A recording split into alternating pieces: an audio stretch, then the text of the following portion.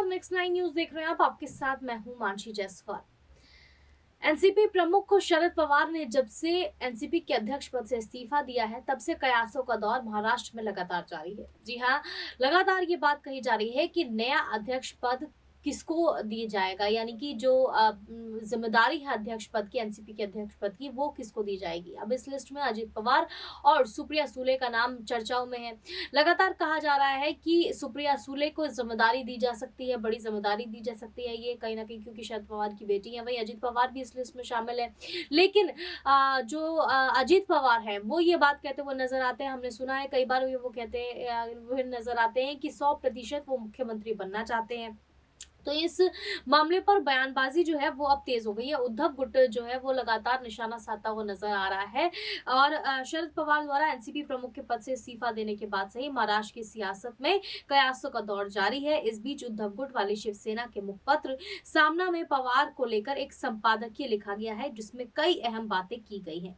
सामना में छपे इस लेख में शरद पवार के इस्तीफे पर कहा गया है कि हम इस दावे से सहमत नहीं है कि पवार साहब तो 1 मई को यानी महाराष्ट्र दिवस को ही रिटायर होने की घोषणा करने वाले थे, लेकिन मुंबई में महाविकास अघाड़ी की सभा होने के कारण उन्होंने 2 मई को घोषणा की। लेख में कहा गया है कि पवार अपना भाषण लिख कर लाए थे, ऐसा कभी नहीं होता। मतलब उनका भावनात्मक आह्वान और इस्तीफे का मसौदा वो ध्यानपूर्वक तैयार करके लाए थे और उसके तहत उन्होंने सब कुछ किया।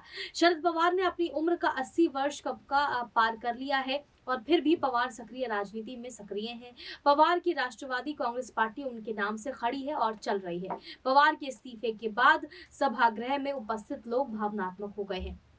आपको बता दें, लेख में आगे कहा गया है कि पवार द्वारा सेवानिवृत्ति की घोषणा करते ही कई प्रमुख नेताओं के आंसू छलक पड़े, रोने धोने लगे, पवार के चरणों पर नतमस्तक हो गए और ये मांग करने लगे कि अपना इस्तीफा जो है वो वापस ले लीजिए। तो सामना में के लेख में लिखा गया है कि पवार जो है उनको अपना इस्तीफा वापस ले लेना चाहिए और एक तरीके से सियासत जो है इस पूरे मामले पर बढ़ती हुई नजर आ रही है। तो लेख में ये भी कहा गया है कि शिवसेना टूटी, 40 विधायक छोड़कर चले गए, लेकिन संगठन और पार्टी अपनी जगह पर है। कल राष्ट्रवादी के कुछ विधायक वगैरह चले गए, फिर भी जिला स्तरीय संगठन हमारे पीछे रहे। इस दृष्टिकोण से जनमानस परखने का ये एक झटका देने वाला प्रयोग हो सकता है। तो लगातार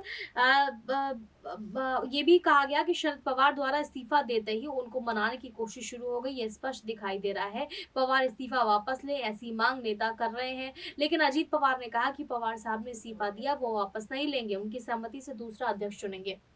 तो कहीं ना कहीं पवार के बयान से ये साफ होता हुआ नजर आता है कि अजीत पवार ये चाहते हैं कि उनको अध्यक्ष पद की जिम्मेदारी दी जाए, तो यानी कि नया अध्यक्ष उनको एनसीपी का बनाया जाए। हालांकि ये ऐसा होता हुआ नजर आएगा या फिर नहीं, ये देखना बड़ी बात होगी और महाराष्ट्र की सियासत में एक बड़ा उलटफेर जल्द ही देखने को मिल सकता है। आपकी इस पूरे मामले पर क्या राय है, हमें कमेंट करके जरूर बताएं। देश और दुनिया की तमाम बड़ी खबरों के लिए देखते रहिए नेक्स्ट 9 न्यूज।